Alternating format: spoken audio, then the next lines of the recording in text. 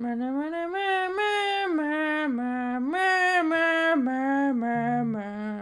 go go go go go go You go go go got a go. friend in Go me. Boom, go boom, boom, go boom, go go boom. go go go You got a go friend go in me. go Dun, go go dun, go dun. go go When the road go looks go go. rough Rough ahead ahead and you're and you're miles miles and and miles miles from a from a nice nice warm warm bed. bed. Miles and And just miles and remember what your what What your old old pal pal said. said. Well, 'Cause you you got got a a friend in friend me. in in me. me. Dun, dun, Short dun, dun, people got dun.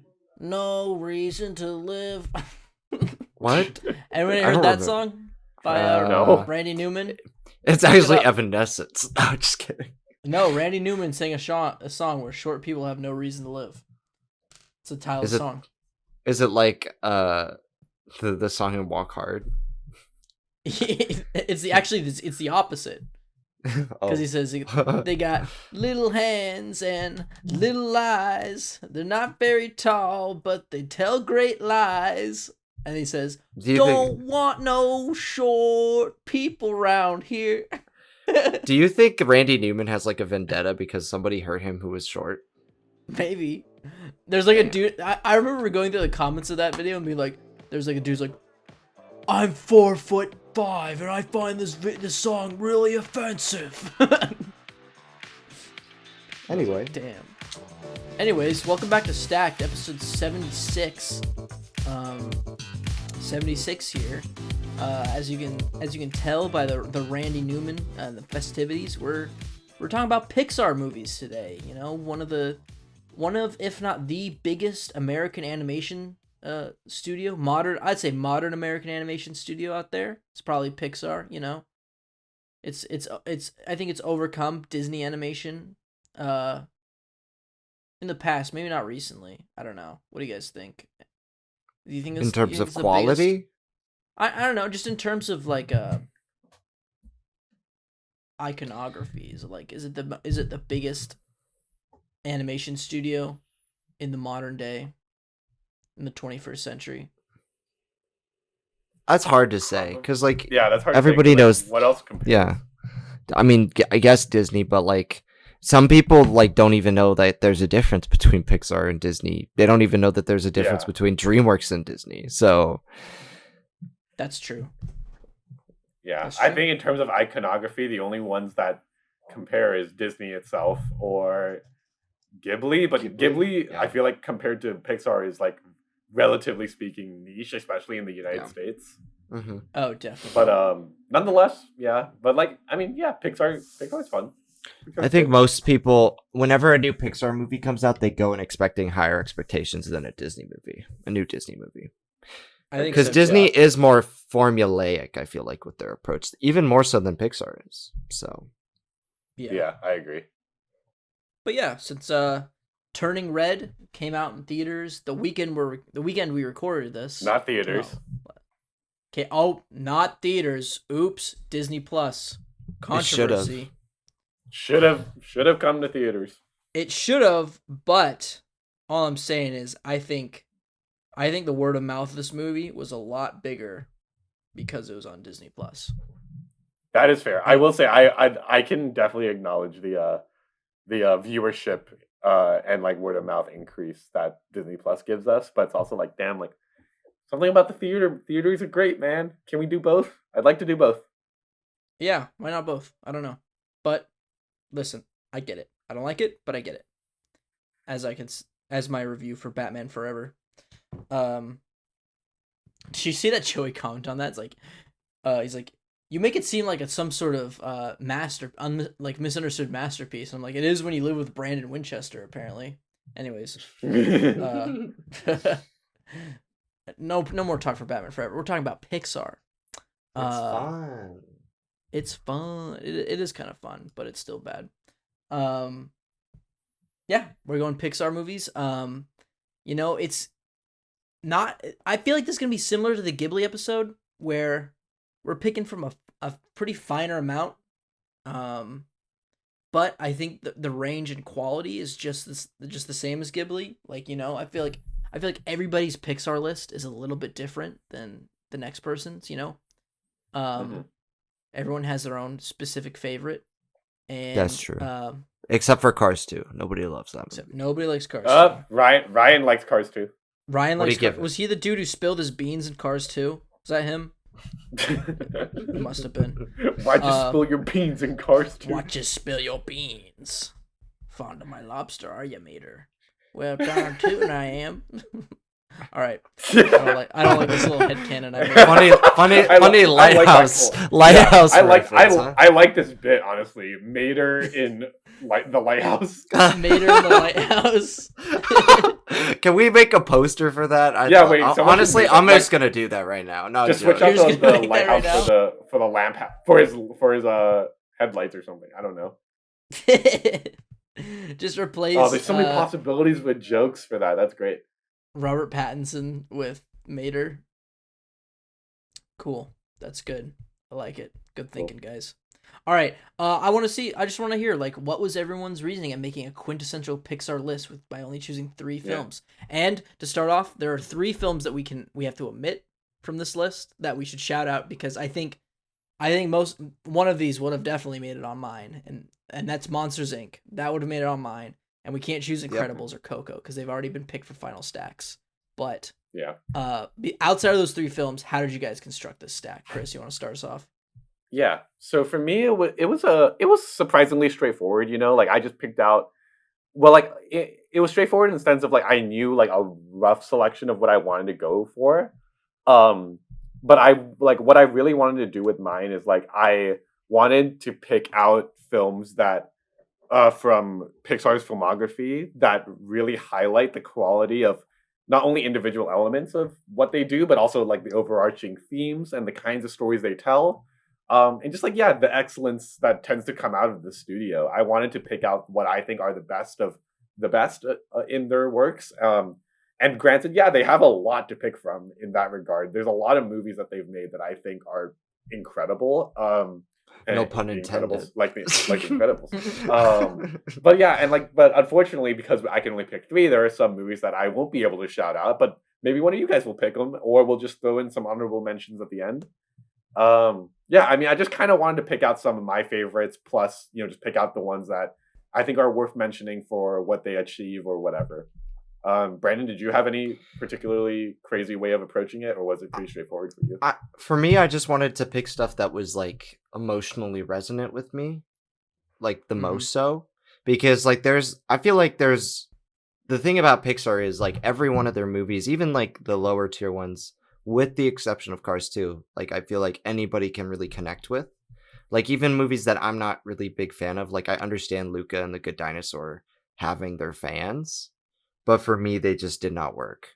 So I wanted to do ones that personally connected with me in a way, and that kind of showed the branches of Pixar, because they have their different corners that they like to play in, but every once in a while they'll do something completely different and unique. And we're at the point now with 25 movies in their filmography. I remember I was telling Ethan right before the podcast, like they've done when we were growing up, they had like 5 or 6 movies. And it was like one every few years, not one every year.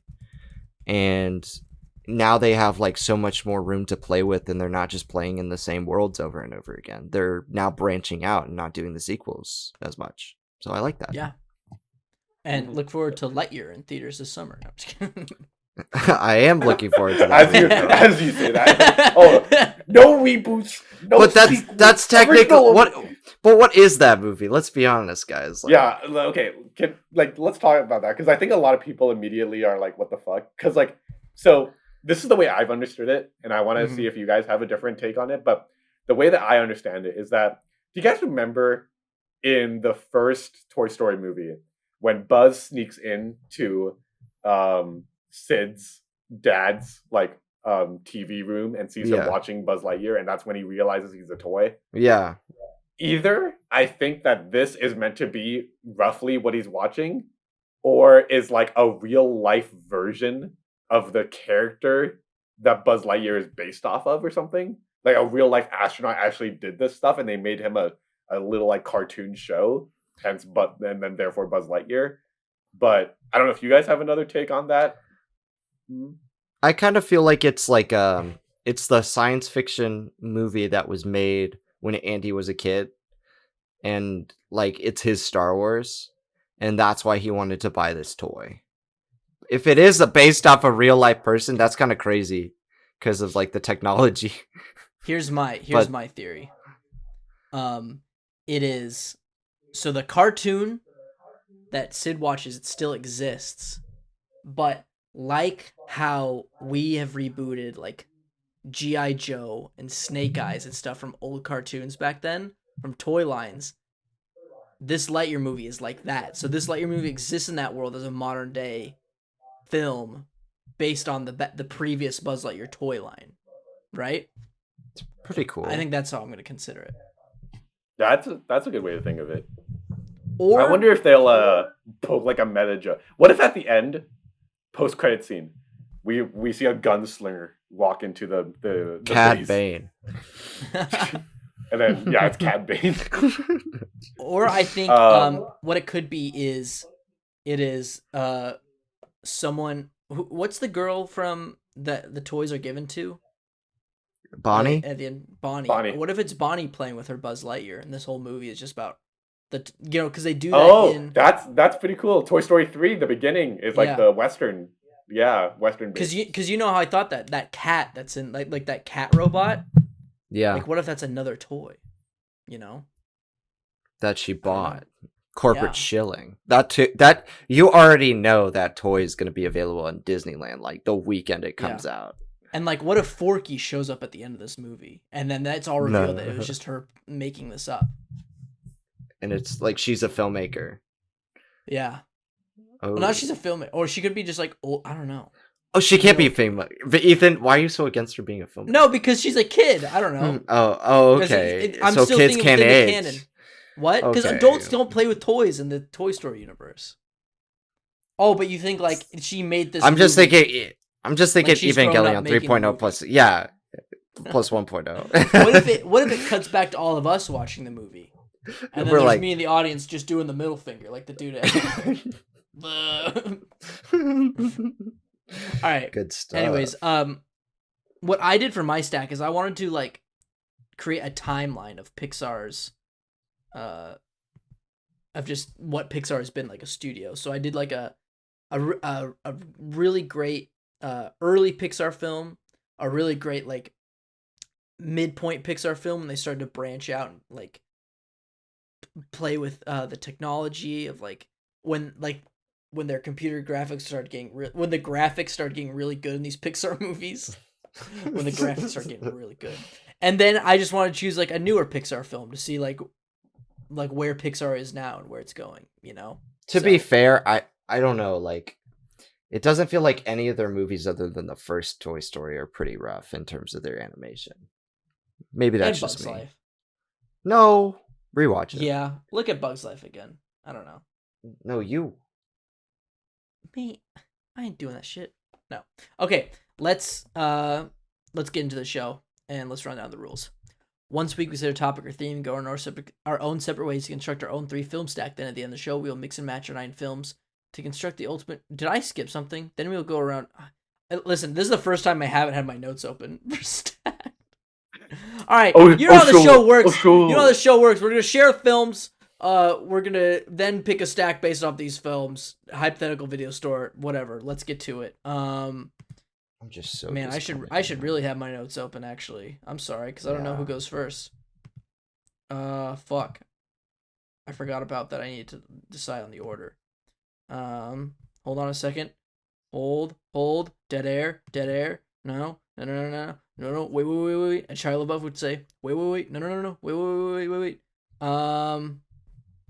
It is Brandon. All right. Pixar film. I'm gonna pick a Bug's Life. Are you Bug's Life? Really? Yeah. No, I'm not. It's a good movie. I mean, when I think of A Bug's Life, it's like super nostalgic for me because when it was like one of the 5 Pixar films that I had on DVD or on VHS, like it's one that often gets overlooked now because they had that run right after Toy Story 2 where they just made great movie after great movie after great movie, and people just were like, those movies are so much better than A Bug's Life. But I don't think like honestly, when I'm looking back at it, Bugs Life is a really funny film. It's kind of daring in its approach.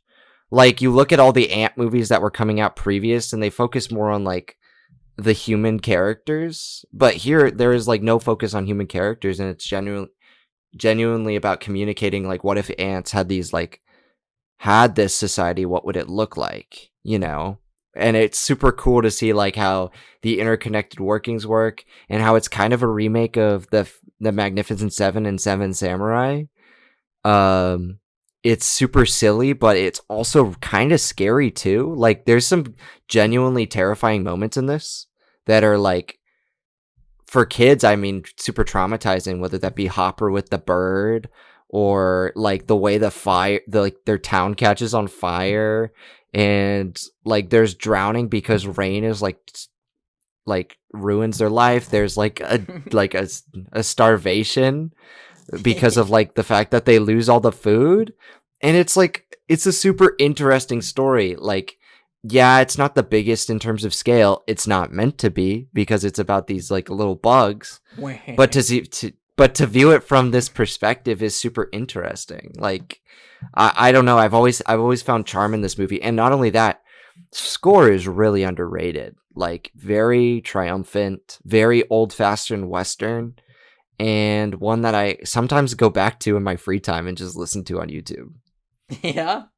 I don't really remember. I only remember the I guess I sort of remember. I don't remember the Western elements to the score.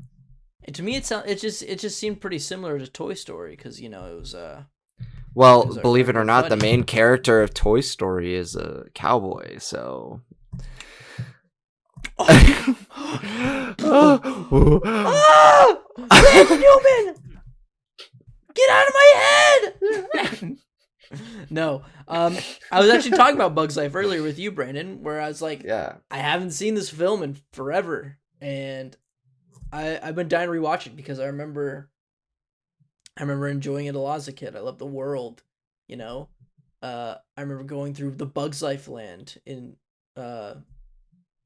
Disney fucking California Adventure. Disney California, you know. Yeah. R.I.P. the Bugs Life land, even though it's probably been replaced with something better. I never went on the rides in the Bugs Life land. Like, it was for tots. It was for little babies. It was for baby mode. And the Bugs Life 4D experience. Tough to be a bug. Good show. Tough to be a bug in the Animal Kingdom. That show kind of sucks, because there'll be a scene where they lay eggs, and there'll be be these bumps under your chair that'll touch your butt, and it's so gross. It makes me uncomfortable as hell. It scares the living daylights out of my sister. Like, we stopped going on it because she was so like, she had PTSD from it. Anyways, yeah. My sister Bugs had the Life. same thing happen. Yeah. Yeah. Yeah, I'm dying to rewatch this movie. It's like a classic. Like, I feel like it's one of the most underrated Pixar films, if not the Agreed. that nobody really talks about anymore. Even though it's like one of the ones that just started it all. You know, it's right after Toy Story. Chris, what do you think about Bugs Life? The Boog's Life. I have not seen this movie since I was a kid, like really little as a kid. Yeah. I think the reason that I don't know if I consciously avoided it, but when I was little, I was much more of an ant bully kind of guy rather than and I couldn't accept the idea that there were two universes where this shit is happening. There's three, because there's ants. And there's by- ants. Oh, there's ants, Bugs Life, and Ant Bully. Okay. And Arthur and the Invisibles, if that counts. Oh, well, they're not ants, though. They're just people that are small. They're ants to me. Squishes them with my big fucking boot. Yeah, I mean, like, I don't know. Like, I always felt like I don't really know why I never revisited Bugs Life. Honestly, I don't remember much of anything about this movie. So I feel like if I were to rewatch it, I honestly would probably call it a fresh watch. Like, it may as well be one. But yeah, so not opposed to it. Just haven't seen it in so long, so it's hard for me to be sold on it. But I've heard from a lot of people, like, Bugs Life is like, there's a lot of Bugs Life defenders out there, and I believe there's a reason why. A lot of pro-lifers, if you will. A lot of pro-Bug Lifers. Brandon's pro-life. He said himself. Just kidding. And for Bug's Life. Pro Bugs Life. I don't believe in bug abortions, but I do in human abortions. Anyways. Good for you. Good for you. Good for you. Good for you. Chris, let's take us into your first Pixar film. What you got? All right, I'm picking Wally. Gotta pick Wally. Double stack.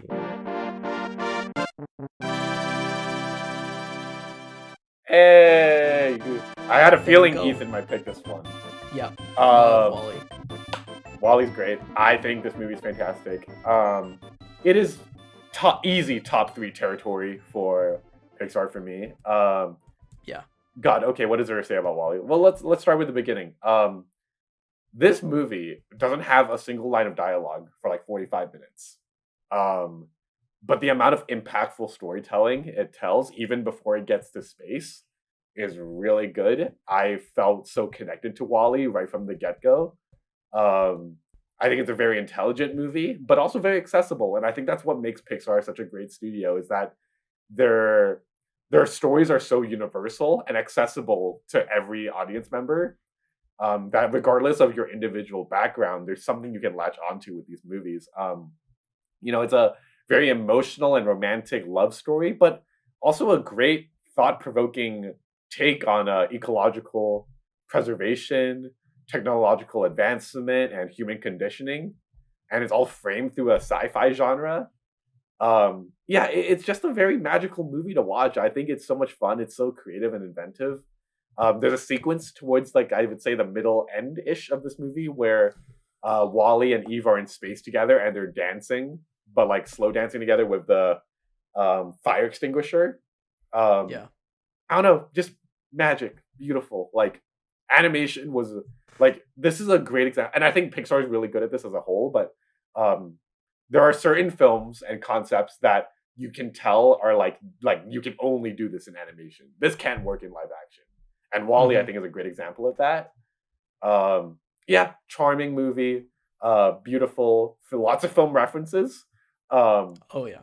I got nothing but praises to say about this movie.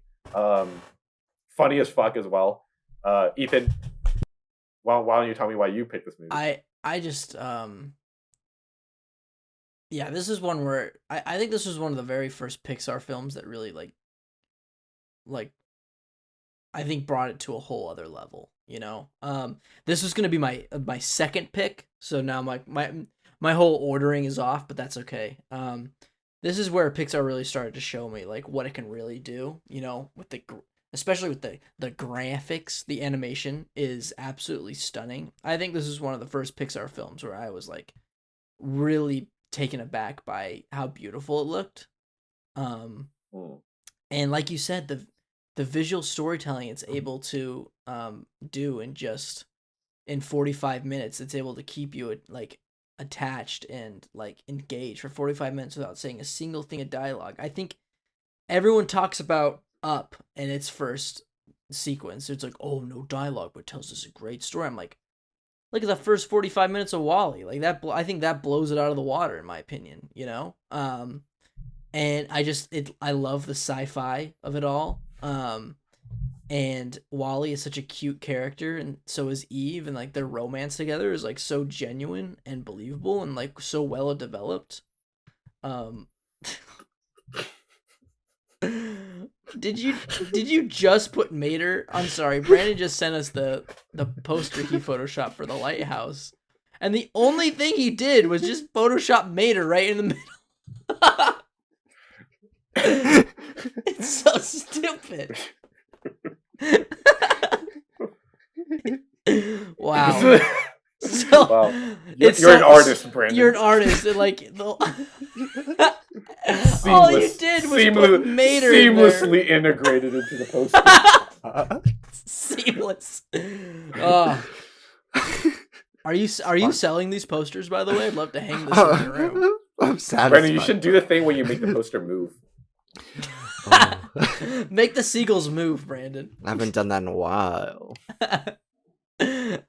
Anyways, Wally, fantastic film. It is a really funny film. I love the character Mo, the dude who cleans. You know, Meow.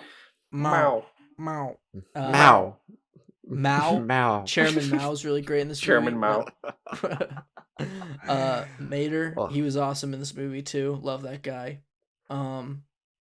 Yeah, Brandon, I don't know what your take is on Wally. What do you think of Wally? I like Wally. I think it falls off after the first 45 personally. Like I really like the love story angle, and to tell, like you guys have kind of harped on, the telling a story without any dialogue or very little dialogue outside of like whoa is like really good. But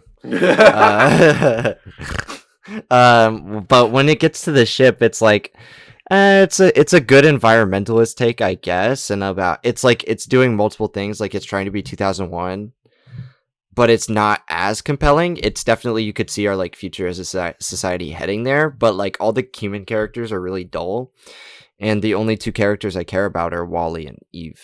So I like the movie a lot, but I don't hold it in as high regard as most people do. But I do think it's very beautifully animated and like marks a really big turning point for Pixar. Not just because it's like a science fiction movie, but because it is of a larger scale other than just like a neighborhood in a small town or like a Bugs thing or a racetrack in, you know what I mean? A Bugs thing. They should What? retitle A Bug's Life to A Bugs Thing. Just A Bugs Thing. I mean, I like it though. I really do. I do like it. Yeah. Great. Awesome. Okay, well, it's going on the final stack because we double stacked. Let's see what else this Pixar episode has for us for the second round. Brandon, what you got for us? I'm gonna go with one of their newer films, one of my favorites from them. It's Inside Out. Oh, this was fourth. This was fourth. For me, This was my fourth as well. I know this was Brandon's favorites. That's why I didn't pick it, because I knew it was already going to be talked about. Yeah. But let's get into Inside Out. Yeah, Inside Out. Let's do it. So this movie came out the summer that I got the job at Harkins when I worked at the movie theater. And I remember it was like Mission Impossible Rogue Nation and Inside Out. And I remember looking at the trailer for this and being like, it looks cute, but I don't think it's going to be like great. You know, I haven't, but it's an original Pixar film. We haven't got one of those in a while. Because if anybody remembers, early 2010s, it was Cars 2. They had just announced Incredibles 2. They had just announced like Finding Dory. We had just had Monsters University. So there wasn't a lot in terms of like originality coming from Pixar. And though it was exciting to get all those sequels, especially from a studio that like cares so much, those sequels didn't hit the same as like a new original. And seeing Pete Docter's vision of the inside of a changing 12-year-old's mind is really authentic and genuine and beautiful. And having such a like mature story and with funny humor packed in, like really hit me in like the right place at the right time, I think. Because like I had just gone through puberty years earlier. I had never moved before, but I've always feared a move like that, like just relocating to somewhere away from my friends. And like I had just started to think about like, oh, I'm not going to stay in Arizona for like ever. I'm going to move away. And this film was like sort of like a great wake up call in that sense too. I love everything about this movie. The arcs the characters go through, whether that be joy, sadness, or Riley, they're all very compelling. I feel like in terms of content, that it does a great job at portraying puberty without having to do it overtly. Not saying that Turning Red, a newer Pixar film, that doing it overtly is a problem. I think that's great for that film, but to do it in this like sort of roundabout way is very clever, and it's super imaginative because it plays with a lot of the things that I think as a kid you wonder about, like where do all of your emotions and thoughts and imaginations come from, and where do they go when you age, and how does that change? And it's super clever and unique, and it's like one of those perfect movies that I think balances itself between being a kid's movie and a movie that adults can love too, even though it's a kid's movie. So yeah, definitely. Perfect. I think one of my favorite things when an animator one of my favorite things that an animated film does is when it understands, which is why I love the filmmaker Satoshi Kon so much, that the relationship between animation and the mind, and how we as an artistic creature can reflect what goes on inside our heads, and we're able to put that out exactly how we want it in the form of animation, because there's no sort of restraint, no sort of physical restraint, or well, sometimes there's monetary restraint, but when you're Pixar Studios, there's no sort of monetary restraint that could sort of capture this. And while I don't necessarily like I wouldn't say agree, or I prefer seeing how the brain is captured in other animated films by Satoshi Kon, but I think Inside Out does it in a really cute and fun way, and I think a way that everyone has sort of thought about, like, what if there's people like controlling me and controlling how I feel and react and everything like that. And it's just I think it pulls it off pretty well, and this is a great film. And it dives into other stuff about the mind. It dives into, like, man, the most touching moment of the film is like with imaginary friends. Like, you see Bing Bong, in there, and just like and exploring, then he gets murked. And then he gets fucking murked. He gets offed and she forgets him forever, It's so sad, bro. Showing the physical process of forgetting something in this world, is having it be like this dark pit where everything goes, It's a personification of like abstract concepts that are horrifying and beautiful. Yeah. And I think this film does it really good, and having that in a family film is really cool, and I think they pulled it off for an all audience feature, which I just love. And I haven't seen this film since I saw it in theaters in Denver, Colorado in, what was it, 2015? Yeah. It's been a while since then, and I'd like to check it out soon again, because I feel like I was going to choose this film to show like what modern Pixar is like today, where it's like it's taking abstract concepts and stuff like this and exploring the animation, because I think they've mastered how to make really clean and polished animation, but now they're really playing with what they can do with that animation, Yeah. And I feel like Inside Out is one of the first films in that new era to really do that. So that's why I think I really appreciate this film. Chris, what do you think? I love Inside Out. When I first watched it, it didn't quite hit for me when I first watched it. I thought it was good. That, don't get me wrong. But like it didn't hit me in the heart like it does now. I rewatched it in March of last year, which is, wow, we're like 10 days away from my 1 year anniversary of the last time I watched it. But anyway, so yeah, I can't wait. I can't wait. We're gonna celebrate. We're gonna watch it again. We're gonna watch it again.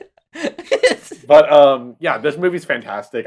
You guys nailed it on the head. Like you've talked a lot about like how Pixar, especially nowadays, is like they're drifting away from specifically hitting like technical achievements, but more towards like artistically, like what can we do as an animation team to further the craftsmanship and like make it artful and like use the medium to express things that you can't do in live action. And yeah, like you said, abstract concepts that are kind of hauntingly beautiful, like how memory fades and stuff like that. Very complex stuff, stuff that like you got to be are traditionally tackled by like auteur, like indie films, but they do it like effortlessly here, and I think it's really great. You guys pretty much hit it all on the head with all that. I like how it talks about mental health in this movie, especially among children, because that is something that doesn't get talked about very often. I guess one thing I'll add to the conversation about Inside Out is there's one of the Pixar's basically like Pixar technically has DPs in their team, but they're more trained towards animation photography. And one of their leaders is named Patrick Lynn. And Patrick Lynn is this dude who pioneered a lot of really cool technology that they use to this day. one of the big things they got to do was he built like this rig that he could hold, and like he would move in real life with this camera, but it would sense the movement of the camera, and he would implement that into the animation of the film, hence like giving us like this kind of like real life handheld movement, which is really, really cool. They use it really well in this movie. They've also did this thing, and I think you can really see it come through in Toy Story 4. Yeah. But the foundation for this technology in Toy Story in Inside Out, they did this thing where they replicate the qualities of real life lenses. Yeah. And I know a lot of those details are pretty minute, especially if you're not like really well versed in the world of how like cameras work and everything. But I can definitely tell you, even if you don't notice it, it's something you feel. Yeah, and that's dope. I dig stuff like that. It's more impactful than Minions or something. Hey, no diss on Gru. Whoa, Hey, bellow chill Minions, out. bellow Minions. Bellow, all right? Bellow. All right, bellow. Keep it bellow. All right, bellow. Keep it bellow. All right, yeah. So, dig the movie. Hell yeah. Hell yeah. I'm going to listen to the score right now. No, because you're recording a podcast. Don't listen to anything. Chris. The score is good, though. Okay. The score is good. After. The score is good. Chris, what's your second film? All right. You guys must have seen this one coming. Soul. Yep. I had to pick Soul. This is my number one. Very personal reasons for that. But let me get into why I like this movie in general. I think Soul hit a very personal chord for me. It talked a lot about things that I think a lot of people in our generation are going through, that kind of coming to terms with your life and your mortality, talking about like expectations that you have for yourself and others have of you. But I think a big thing that a lot of people, especially nowadays, forget to do is to reflect and look back on their life and appreciate the little things. And it's a very introspective movie in that way. I love the way it tackles like this kind of afterlife and before life that kind of lives in this universe. We talked a little bit in one of our previous episodes about this film's depiction about certain things, and it falls into certain tropes, shall I say? Yeah. Ethan, do you remember what exact episode that was? That was our best of 2020 episode. Best of 2020. Yeah. If you guys want to hear that discourse about that, feel free to hop over to that and check that out. But yeah, like I personally really dig this movie. I connected to it in a really deep, intimate way. There's a sequence towards the middle end of this movie where the main character's playing the piano, and you get these like beautiful shots of New York and the memories and the experiences he's had throughout his life. And I don't know if I was just in the right like headspace at the time or something, but it just hit for me in this way that very few movies can claim to have done for me. This is one of the few, actually, a couple of movies in my life have made me like ugly cry, and this one was one of them. And remember, when I say ugly cry, I'm not saying tears coming down my eyes and I gotta like get a napkin. Like I'm talking pausing the movie, snot coming out, head in a pillow, like weeping, and like just I don't know. It just hit for me. I know this movie's not for everyone. There are people who aren't as warm to it as I am, for sure. But I dig it. I had a great time. I think it's fantastic. I bet if I rewatch it again, it would turn me into a wreck. Animation's great. I got a couple of good history and philosophy jokes in here. Yeah, it just worked for me. I don't know what else to say beyond that. It's my hot cheese a dog tail, bro. Brandon, what do you think about Soul? I like Soul. I think it's pretty, and don't take this the wrong way, I know it connects with a lot of people, but I do think out of all of Pixar's later work, it's the least distinct and a little bit forgettable. That's just me. But maybe that's because I connect more with Inside Out, and they're very similar movies by Pete Docter here. One's dealing more with like an ethereal concept, whereas the other one's dealing with something I think more concrete in people's heads. Like not saying that it's real, but it's a personification of that. Yeah. Whereas like it's a little bit more abstract when it comes to it, which can be a little alienating and cold, maybe purposefully so. And it pulls a lot from a movie that I actually really like, which is A Matter of Life and Death, which I watched with Ethan earlier this year or last year. I can't remember. Which movie? But A Matter of Life and Death. Oh yeah. It pulls a lot from that one in terms of inspiration, and I think it's a very solid movie. I love the character of Joe. I like his journey and finding his passion and stuff. It's just when it comes to that second act twist that I was not expecting to go in that direction. Because honestly, going into this movie, I didn't know what to expect going in. Like, I thought maybe it would just like continue on with the storyline that it was going instead of taking a right turn, but or a left turn. But however it goes, the expression goes. But uh, uh, that kind of destabilized me. I still really like the movie. It's still like I would say it's more middle tier Pixar than it is top tier, but I still think it's a good movie. Yeah. I really wish I loved this movie more. I'm gonna be honest. Yeah. I think it's a good film. I really do. I think the animation is spectacular. I mean, I was going through Pixar films today to pick out my stack, and I kept going through stills of Soul, and I think that's where the studio has peaked in terms of animation quality as of now. Um, Mm-hmm. just like the photo realness of it all.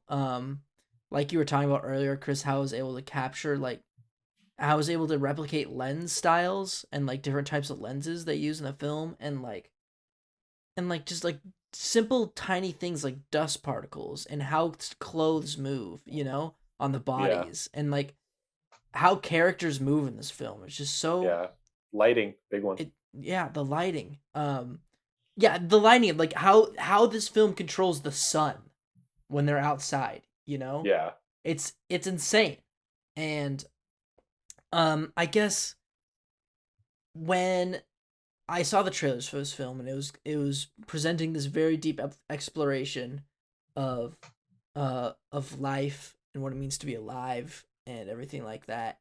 Um I was very much looking forward to that, and I was just really hoping we didn't get something as I mean, we talked about it a lot in the best 2020 episode. I don't want to go into that more. But now just even looking at that, I'm just like, it's so, I don't know. It just seems like such a juvenile plot line, you know? I mean, spoilers, this movie's come out. When he goes into the cat's body, I'm just like, Yeah. even looking at that from like just like a stereotype standpoint, everything like that, just like having the main character, no matter what his race is, like become a cat. I don't know, just No, and yeah. have that I played for Gads yeah. and stuff. I was just like, I wish it was just more about a bit more serious, in terms of exploring that, like, and having him look at his life not through the lens of a cat, but maybe staying in his soul body, and Mm. I don't know, but I didn't prefer that, which is why the film is not like amazing for me. I just think it's a good film. Um, but I think it is a very important film, if like technically speaking, and still in terms of like the concepts it produces, which I think we first start to see in Wally, um, Mm. and just how that is further pushed uh through Pixar, and I really like seeing how um that is being used and further developed with its next films, which we might get into. We don't know. I'm not saying anything. I'm not telling. Haha. But yeah, Soul, good film. I wish it was greater. If it just had that one element just taken out, I think it would have been a lot stronger. But I completely understand how people can find this really important for them. I don't think I'd ever take away like or say someone's experience like with this film isn't valid, Mm-hmm. because Yeah. because I know where they're coming from, but it just wasn't for me. It wasn't completely for me. Like, I liked it, but wasn't completely for me.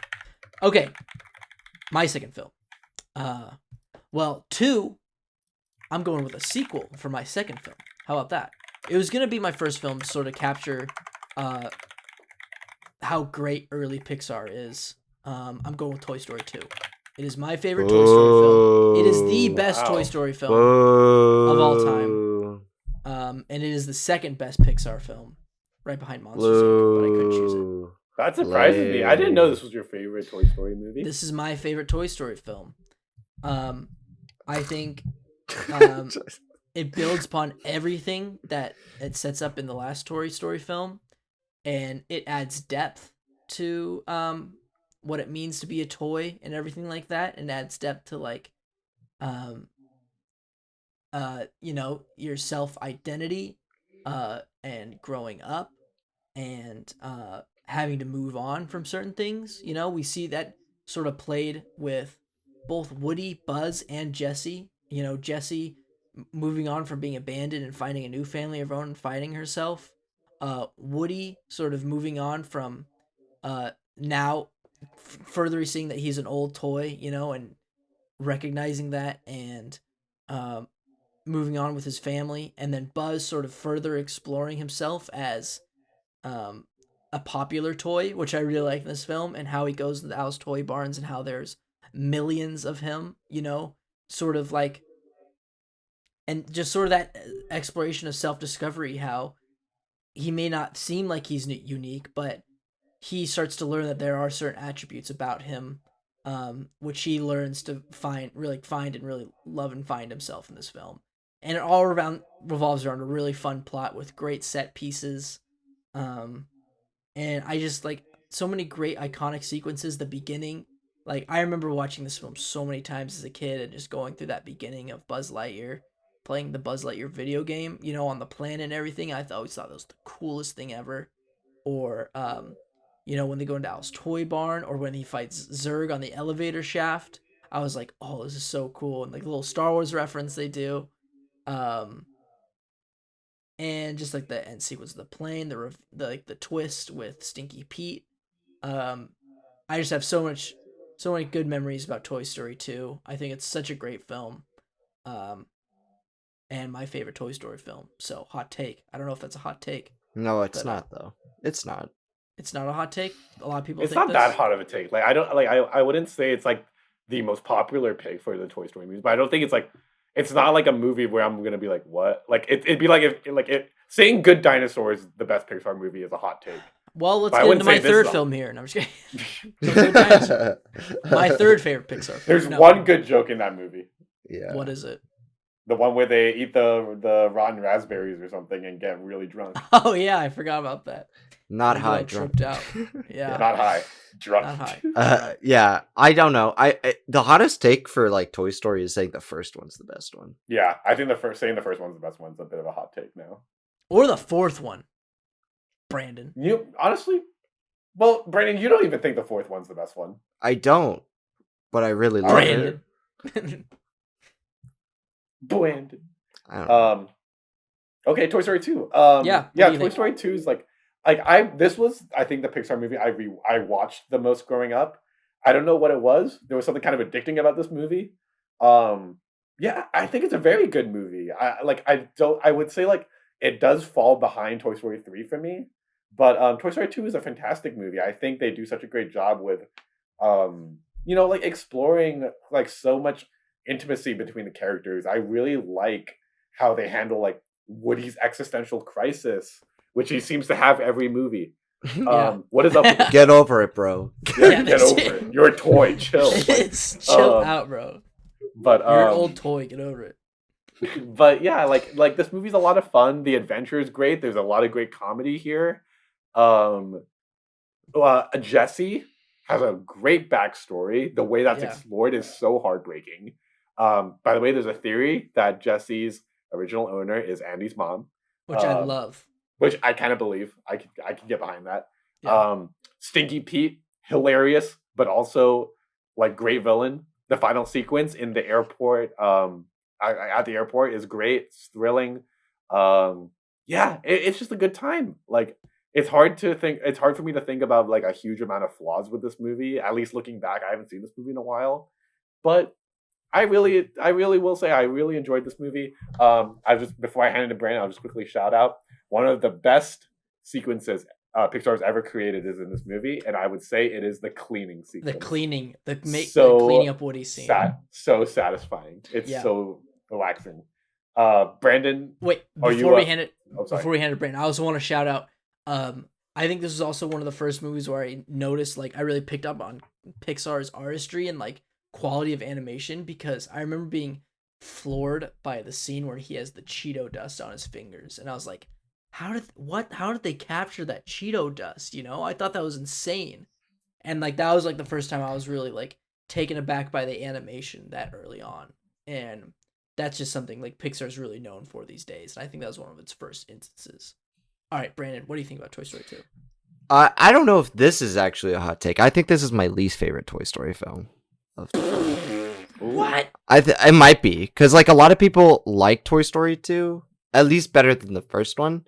But for me, I feel like it is a slight step back, because though we do get a lot of character development for somebody like Woody, and you have the iconic Sarah McLachlan "When She Loved Me" scene with Jesse's character, like outside of those two things, I'm not really like in love with this movie.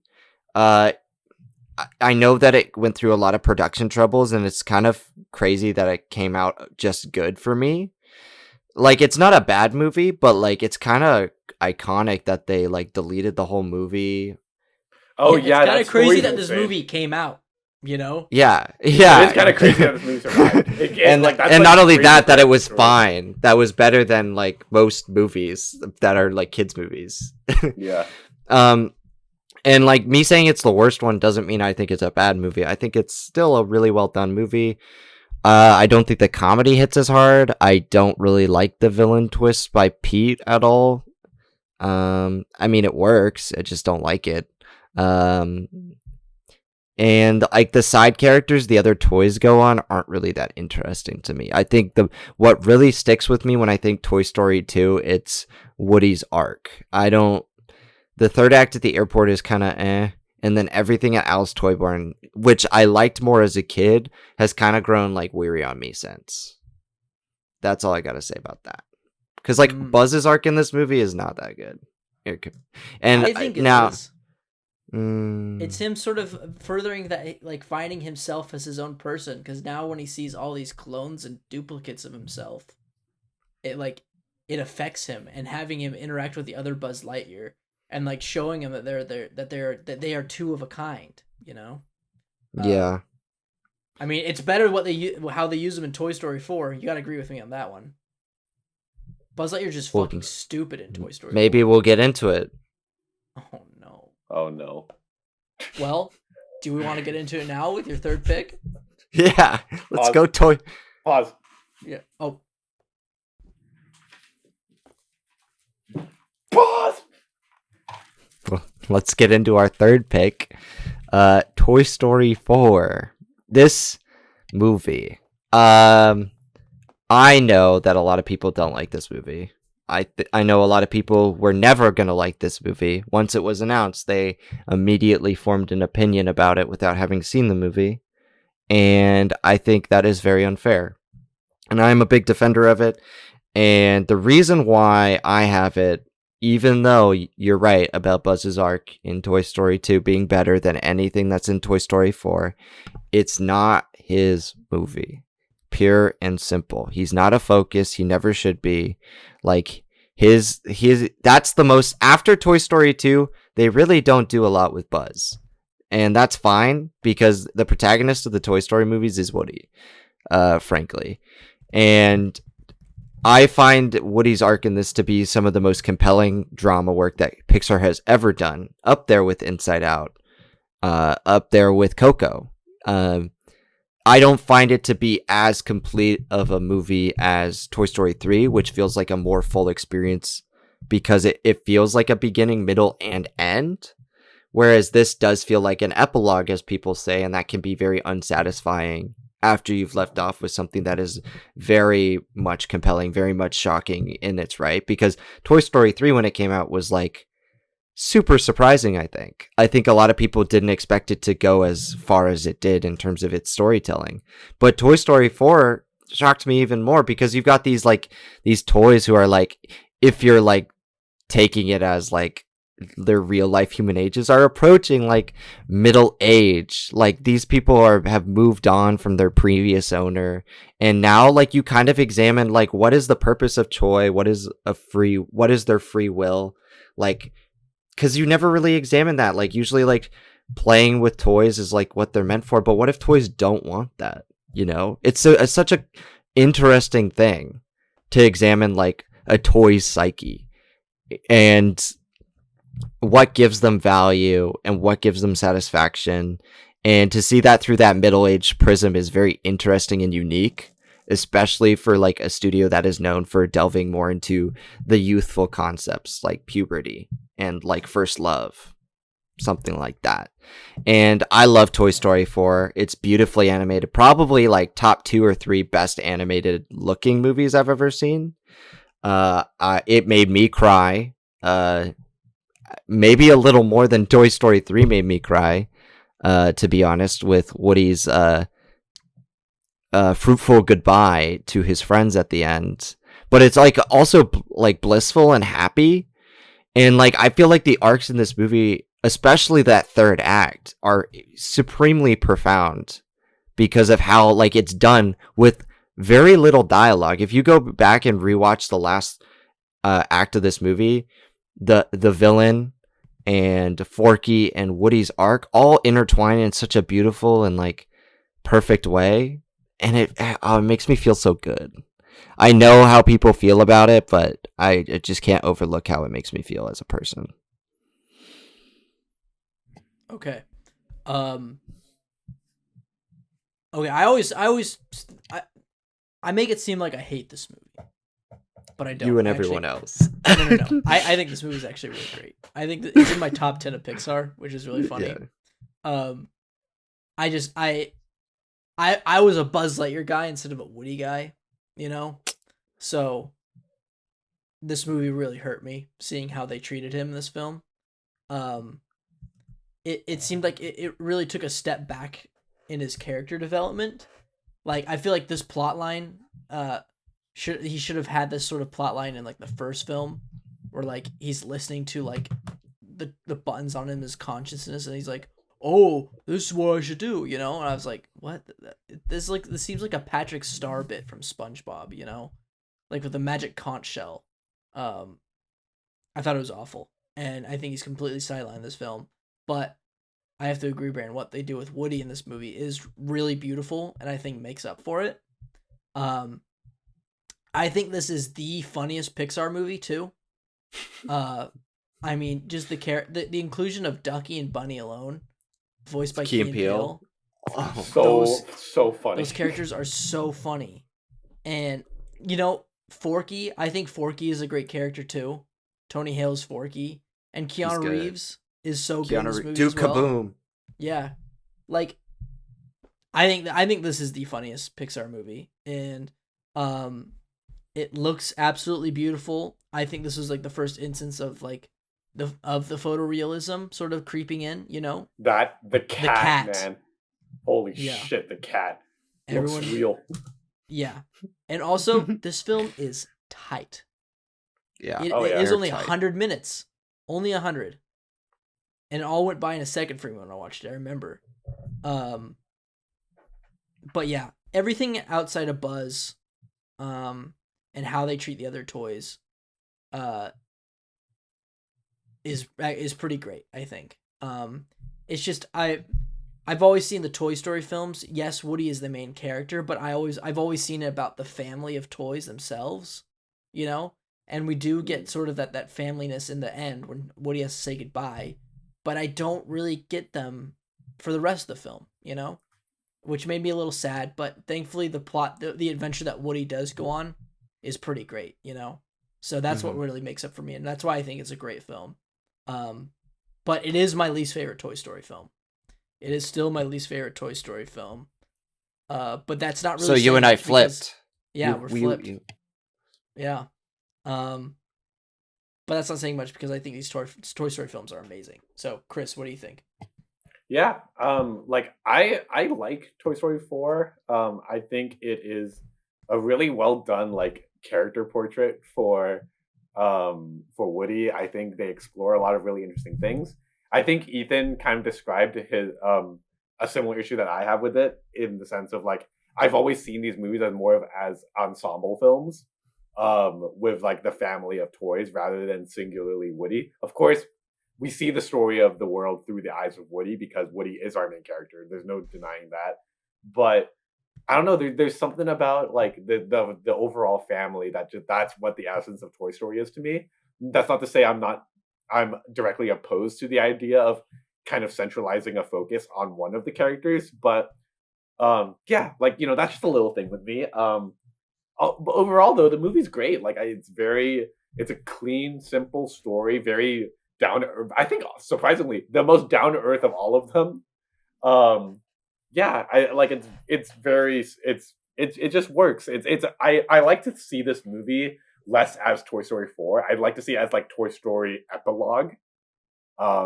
And I think that's where I can kind of get behind this movie. And yeah, it works for me, and I can see why you would pick this movie. I'm so Alrighty. glad it exists. Yeah. Yeah.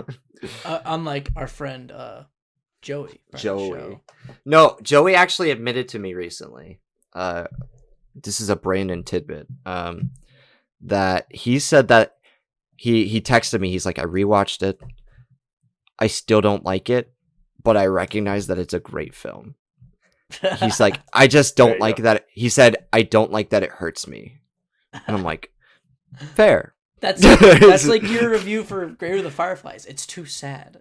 That's why it's not amazing. It's too No, sad. but I feel like the Toy Story movies are special to like a lot of people our age. It is. And like because it's so different in a lot of ways, and that it does feel like an adult. Honestly, it feels less like a movie meant for kids and more of a film aimed at the adults who watched it growing up. That, like, he probably connected with it on a level that he was not comfortable with. That's all I gotta say. Good point. Yeah. All right, Chris, what's your last Pixar film? All right. Y'all already know I got a love for the ocean. I'm picking Finding Nemo. Finding No. Nemo. All right. Now, I'm I glad know- we talked about. I know that this I am movie, too, but I know that this movie isn't everyone's favorite. I know that it's not the most structurally sound movie for everyone. But fuck it, man. I dig this movie. I think it's so much fun. I am baffled that this movie came out in 2003. I think its animation is still amazing. I love how elegantly it handles its story. The animation is so vibrant and so beautiful, as befitting for the ocean. The cast of characters we get to bump into, the kinds of animals we get to see, the detail in this world is so wonderful. But more than anything, I really like the story. The seeing Nemo mature and learn responsibility, and the kind of efforts that like you have to go through in order to survive and live in the ocean is incredible. But more importantly, Marlin's story and how he has to learn to trust his child, but also his desperate, like, overbearing father. That, there's a great story behind that. And I think it's a movie that, again, yes, strikes me on a personal level. It reminds me a little bit about my dad. And yeah, it just works. There's so many set pieces throughout this movie that I dig. Like, there's the sharks, there's the big whale, there's the jellyfish, there's the turtles, like, I feel like I'm like, and you guys know I love the ocean. There's like, that's no secret. And you guys know I will watch nature docs until the day I die. But this one just works for me. I really like it. Dory, played by our fan of the show, Ellen DeGeneres. Oh, fan of the show. Actually, Yeah. no, Ethan, fan of Avid Ellen. listener. Fan of Ellen. Listen, if anyone, I have an extra seat for Ellen this weekend. If anyone wants to come with me. I just have a question. Why is her final season taking like 20 years? Like, God, just get off the air. Well, I don't want it to end. I'm glad it's extending it, because that means there's more time for me. More Ellen. More me to be with Ellen and like sit in my favorite seat. I don't know if anyone knows this. I do go to Ellen a lot. You can catch me in the audience there. I sit in the same seat right in the middle. Just middle. Big Ellen fan. Um, and yeah, just like seeing Ellen as Dory in this movie, just it just makes me Seeing so her. excited and happy. You know, just it reminds me. I feel like I'm back on the show. You know, when I hear Dory speak in this, you know, I feel like I feel like I'm back in the studio, in the Ellen production studio headquarters. How long can I keep this bit going? Yeah, how's what do this you- bit going? how long? Is it dying? Is it How's dying? this All right, going? it's dead. Yeah. Keep going. Keep Yeah, going. dead.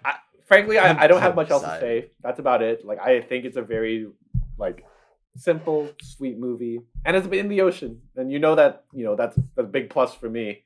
I think it's so much fun. I love it. It's fun. Brandon, you want to go first?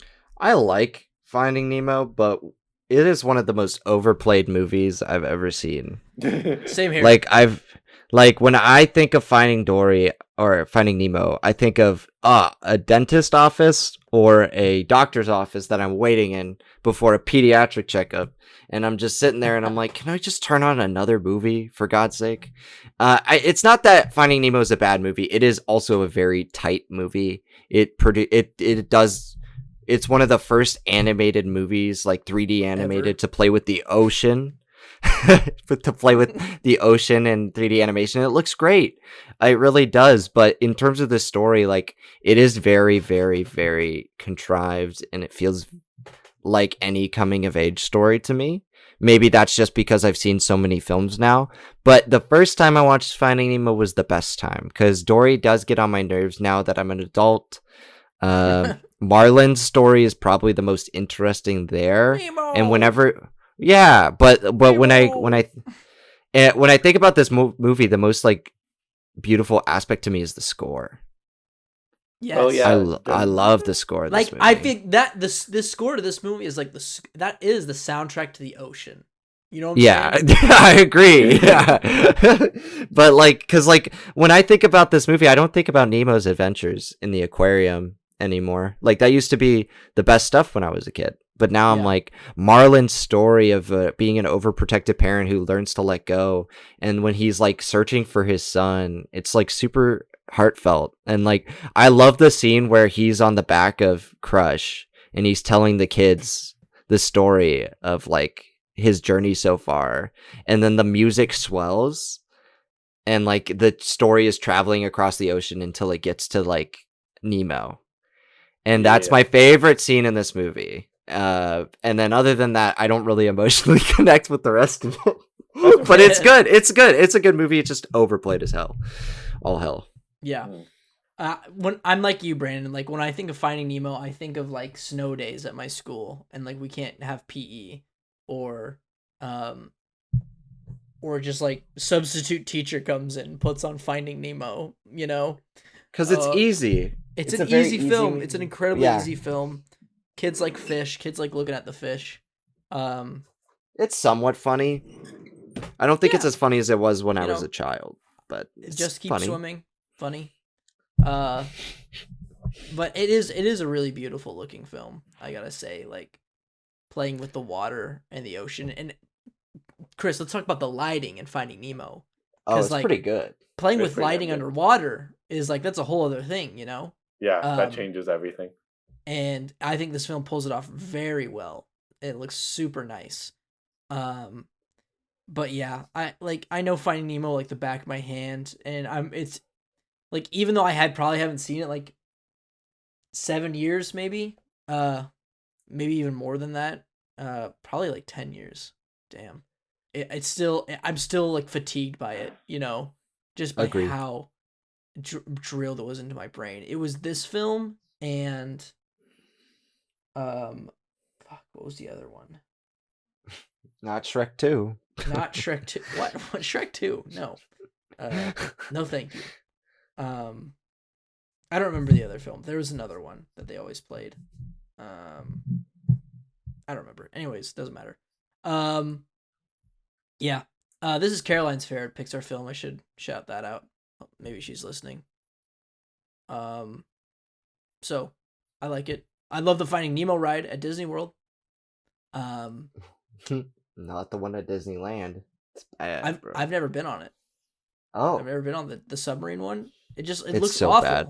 It looks It's so cramped and bad. awful. I don't want to be stuck in those little like tuna cans down underneath the water, with people Post breathing. COVID, during Yeah. COVID. That is the most no thank you post COVID ride, But the one at Disney World where it's sort of like the same haunted mansion like mechanic. Like Omnimover? Yeah, it's an Omnimover and it's shaped like the haunted mansion cars, but it's like a seashell, and you go look at fish and everything.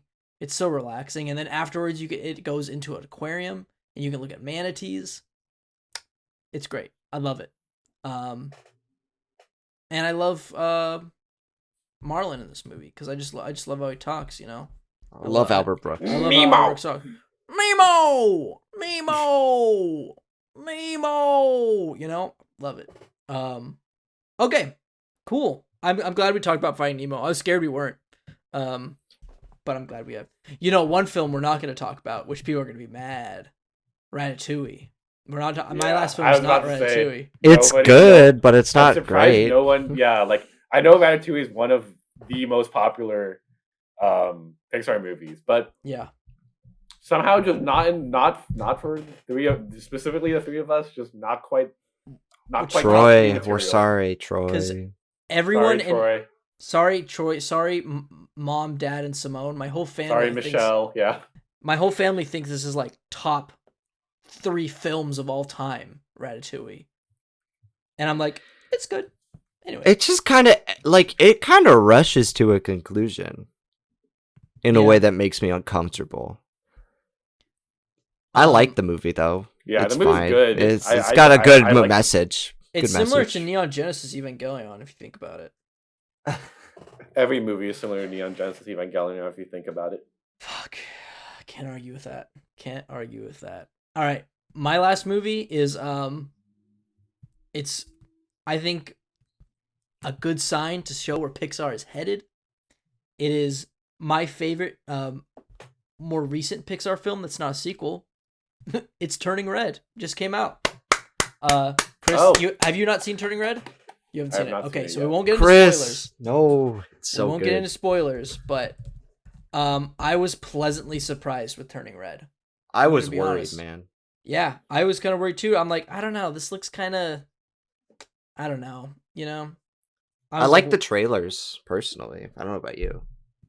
I thought the trailers were okay, and like after I saw Luca, it's sort of in the same style as Luca. I thought Luca was good, but not great, and I was just expecting like, okay, this is gonna be okay. Even though I gave this movie the same score as Luca, but I still think it's a bit better. I couldn't give it a 4 because I think pacing is really off in this film. I think it's my biggest complaint. But let's see. I don't want to get into spoilers.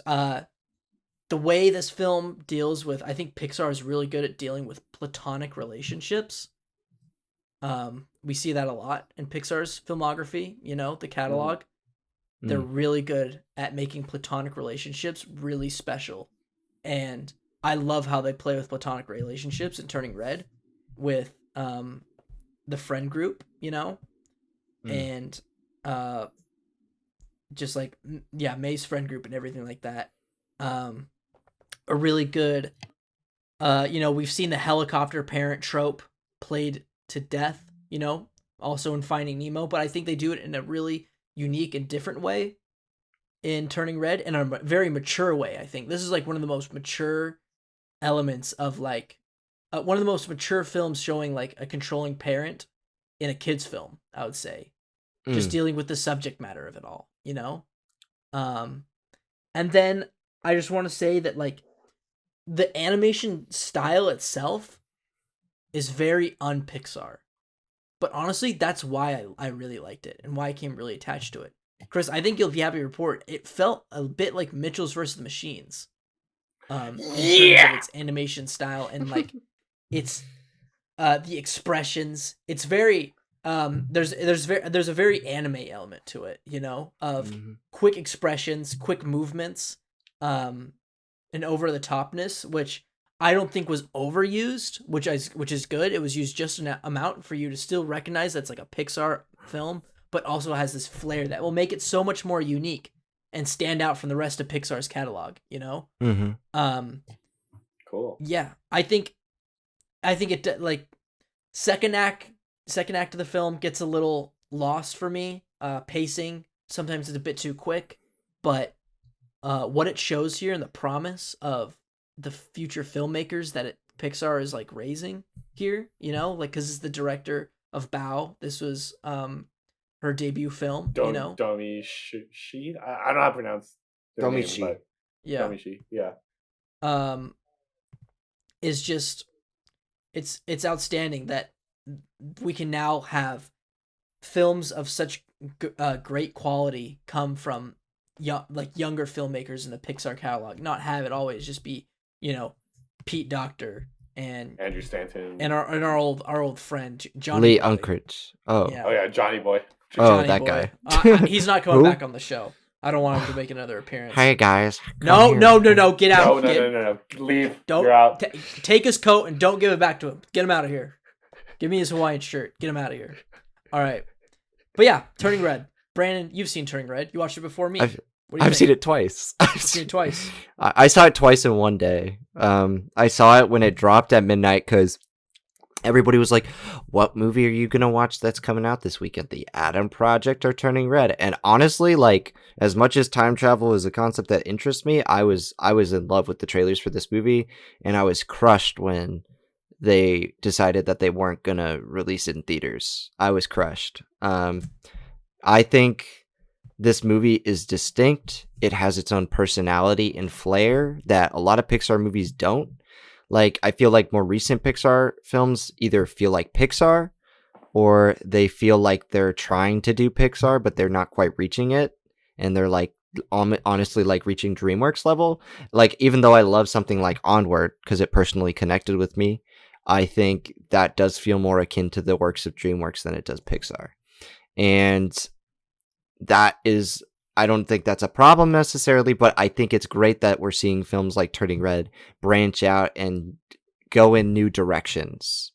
I only think like there was like one frame of this movie that I did not like the style in, and that's super surprising for me because it is very exaggerated. There's not a lot of nuance behind it, but I feel like that gives it its personal flair that I really enjoy. And to piggyback off what you were saying about the helicopter parent thing, I think it's really well done, and a lot of people have been harping on it as one of the worst parts of the film, like that it's exaggerated and they don't think a parent would actually do these things. But I actually do see it because it's not out of a place of like embarrassment. She's thinking out of love for her child and how she doesn't want to ruin the relationship they have, which I think is a very beautiful place to take it.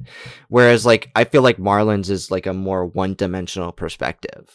He just doesn't want to see his kid hurt because of something that happened in the past to him. But there's more layers to this mother-daughter relationship. And I love that.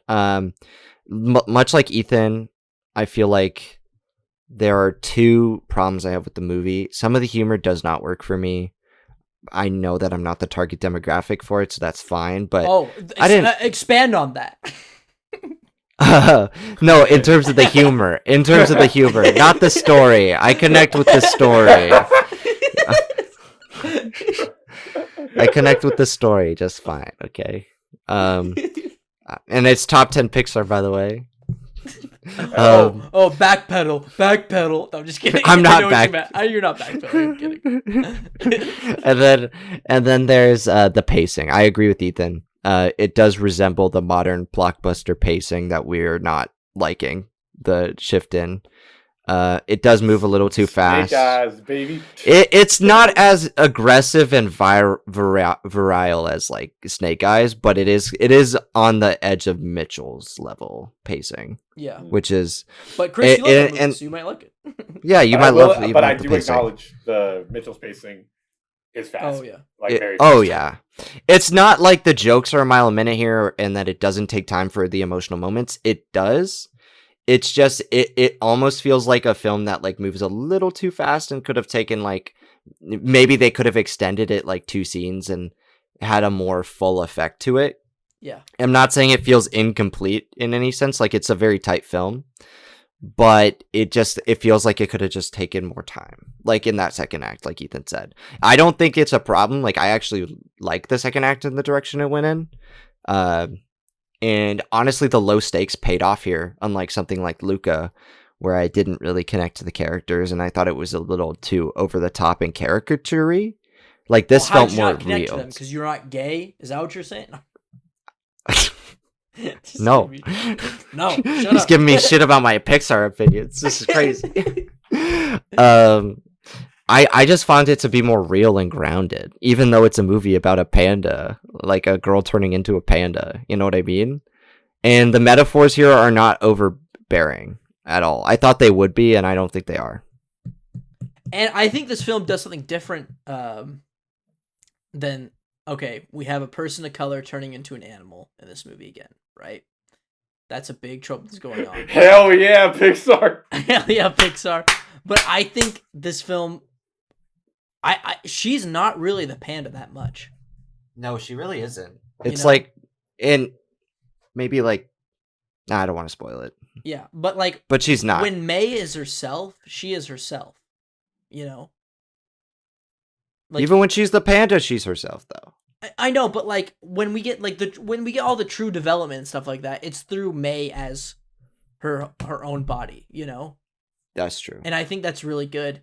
And sort of the transformation isn't really a character trait of hers. You know, she's not defined by that, even though that's the whole plot of the movie. But rather it's a tool to explore other things. You know. Which I thought was nice. And the second act break in this, Chris, is so good. Like, there are so many layers that I was like, oh my god. Like, you would think that, like, it's super basic, like the way you would like handle a story like this. But like, I found the relationship, like Ethan was saying, the platonic relationship and the mother relationship and her relationship to herself and her relationship to this boy band and her father, it's really well done. Like, the way it's intertwined together, I was just like super emotionally invested. One of the best dads in cinema is the dad in this film. He's a great dad. Complete opposite of Buck Cluck from Chicken Little. That's all I gotta say. Terrible dad. Yeah, you beat me to it, man. I was just about to say that. Yeah, Chris, what do you think? You haven't seen Turning Red, yeah, but like, what's your impressions of it? I mean, I've heard like, I didn't think its reception would end up being as good as it has been. Not that I doubted her, but it's just like I don't know. I was just like, I had no idea how this was gonna go, and it's been very impressive so far in its reviews. I'm very glad to see that. I loved Bao. I think Bao is from the few Pixar shorts I've seen, Bao is easily my favorite. But yeah, I'm very excited to check it out. I really do want to see it. I just have like the next couple of days are busy, so but yeah. I will get to it. I think I'll definitely watch it at least by the end of the coming weekend. But yeah, dude, I'm looking forward to it. I'm trying not to absorb too much of the information people are writing about it, because like I want to go in with my own fresh thoughts, but I'm excited to check it out. I think it'll be at least be a fun time, and I feel like I'm pretty much guaranteed that with Pixar at least. Yeah, at least Chris, at least I'll enjoy myself. Do you know who did the score for this movie? I saw Ethan's review. Ludwig did it, right? Ludwig. Isn't that crazy? Why? Chris, it is so good. It is like I'm like, so I was floored by how unexpected good it was. Unexpected bops left and right. Like, you know, it is like the perfect mix of East and West. Black Panther, you know, Creed, really? And Mando. Like, it is on that level with like what he does, and it's just like every scene where he gets to shine with his music is just like, I was just like, ooh, it was so good. Oh my god, it's so good. It's cute, but it's also like at sometimes intense, and it's like weird because the movie, like with low stakes, you wouldn't expect it to be like how it is, but it works. Yeah. Shall we run this down? Yeah. Yes. Let's do it. But of course, before that, let's remind everybody what films we all picked here. Brandon, kick it off. I chose Bug's Life, Inside Out, and Toy Story 4. I Chris? chose Wally, Soul, and Finding Nemo. And my films were Wally, Toy Story 2, Turning Red. All right. Let's We dig know into Wally's this. here. Wally's in there. I think that satisfies mid Pixar. Not mid as in quality, Like mid as in mid-era. like, yeah. I was about to say like, oh, really? Oh, really? Brandon? I mean, it is in the middle of my Pixar ranking, but fine. it's also mid that way. Does anyone have any proposals of what they would love to have on here? I mean, I'm already pretty satisfied with Wally being in there. Yeah, But, like, me too. Soul's Wally the was first Just one. Wally. That was Just my watch good one. Wally. just watch it. We're doing one film for this episode. Just No, watch this one. uh, We talked about 8, but 1. I We just think- need 1. I think we should put Inside Out in this one as well. I think I Inside agree. Out too. I would throw it It's Inside so Out. good. It's so good, bro. And So then we have like mid-era, contemporary era. Do you So we want to need do an early early. one, or do we? Early should So one. we I got would Toy say- Story 2. Toy Story 2, Finding Nemo, or Bug's Life. Hmm. All I I'm can't saying is speak on Bug's Life, but it would feel a little weird not having a Not Toy Story including film Toy in the Story best of movie. Pixar stack. That's all Yeah. I'm saying. I would agree with that. I yeah, mean, you know what? I'm fine with that. Let's rock. With even it. though it's either Toy Story, because even though Toy Story 2 is probably the best of those 3. Yeah. Bitch. Like, I recognize, even as a Bugs Life lover, that I think Toy Story 2 is a very good film. I just think there are a lot of things that don't hit as hard as the other Toy Story films. But that stands head, knees, toes, shoulders above all head, shoulders, of, knees and toes, knees and toes, knees and all toes. of like Pixar's other sequels, you know? Like, it's better than Incredibles 2. It's definitely better than Finding Dory. So I think it's like a perfect example of a movie that wasn't meant to be as good as it was, and a good example of where Pixar was probably going to head after. Yes. Alrighty. And I think we should just go in chronological for this baby. Toy Story I 2, agree. Wally, Inside Out. Yeah. Alrighty. Well, let's run it down with Stack's official quintessential Pixar films. Stack, starting with, I can now definitively say, the best of the Toy Story franchise. Nope. Toy No, Story 2. but it's good. No, but okay. Because I'm presenting this one. I know it.